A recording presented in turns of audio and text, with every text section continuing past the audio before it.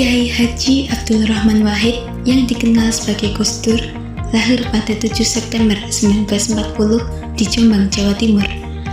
Ia dikenal sebagai Presiden Indonesia keempat yang menjabat pada tahun 1999 hingga 2001, serta tokoh besar Nahdlatul Ulama dan Bapak Pluralisme Indonesia. Gus Dur adalah putra dari Kiai Haji Wahid Hasyim dan Nyai Hajah Solehah. Sejak muda, ia menempuh pendidikan di berbagai pesantren, lalu melanjutkan studi ke luar negeri, yaitu di Universitas Al-Azhar di Mesir dan Universitas Baghdad di Irak. Pemikirannya yang terbuka, toleran, dan menjunjung keberagaman membuat Gus Dur dikenal sebagai tokoh yang memperjuangkan persatuan dan kemanusiaan hingga akhir hayatnya pada 30 Desember 2009. Megawati Soekarno Putri atau dengan nama panjang Diah Permata Megawati Setiawati Soekarno Putri lahir di Yogyakarta tanggal 23 Januari 1947. Ia menjabat sebagai Wakil Presiden Republik Indonesia ke-8 pada tahun 1999 sampai 2001, mendampingi Presiden Abdurrahman Wahid atau Gus Dur setelah terpilih melalui sidang umum MPR 1999 usai PDIP memenangkan pemilu. Kebijakan Gus Dur. Yang pertama, pembubaran Departemen Penerangan dilakukan karena pola komunikasi satu arah pada masa sebelumnya.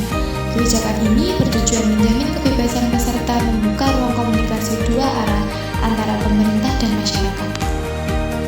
Pengusulan pembatalan TAP MPRS nomor 25 tahun 1966 tentang pembubaran PKI dan larangan komunisme.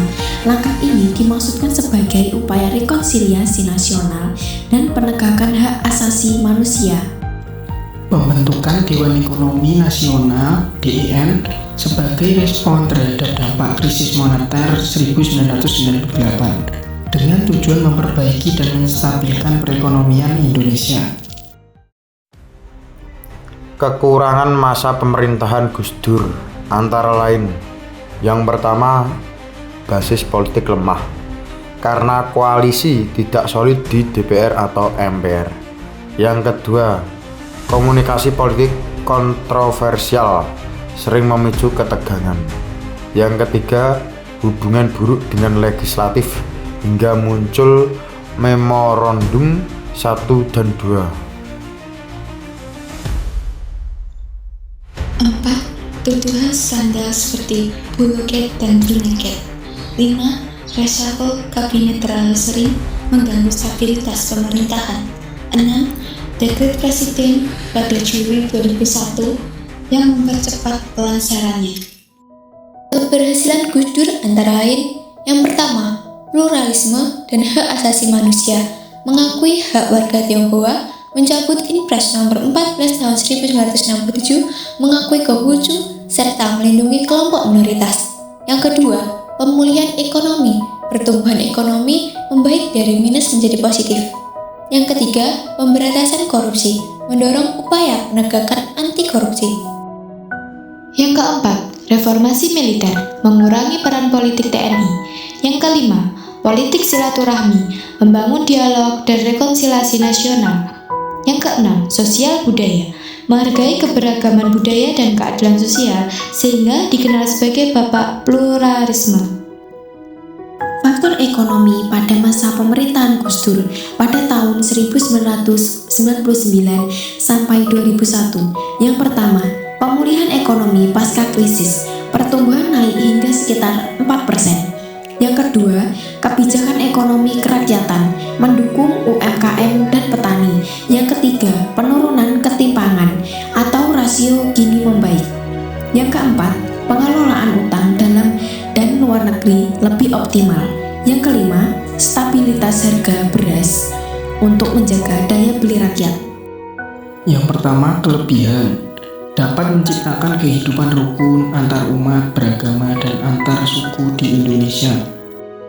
Yang kedua, kelemahan. Ada banyak pengangguran di Indonesia, sekitar 13,7 juta penganggur. Bidang budaya, kelebihan. Gus Dur mendorong kebebasan beragama dan budaya untuk mencegah konflik serta desintegrasi. Ia memulihkan hak penganut Konghucu melalui Kepres nomor 6 tahun 2000, memberi kebebasan etnis Tionghoa mengekspresikan budaya serta menetapkan Imlek sebagai hari besar atau hari libur nasional.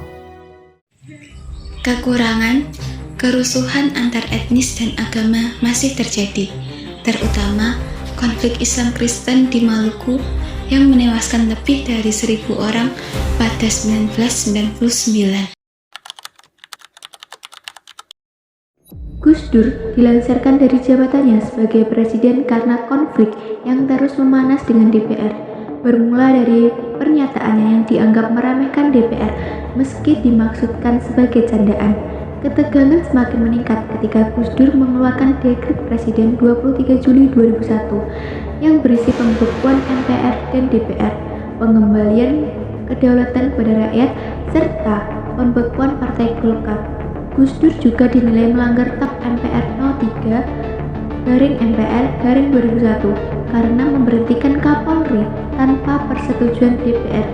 Kondisi ini menyebabkan MPR memberhentikan Gus Dur dan mengangkat Megawati Soekarno Putri sebagai presiden. Itu apa upaya yang Anda lakukan? Nggak ada, sebab penakut bangsa ini. Kenapa Anda bilang penakut? Bangsa ini penakut karena tidak mau bertindak kepada yang bersalah.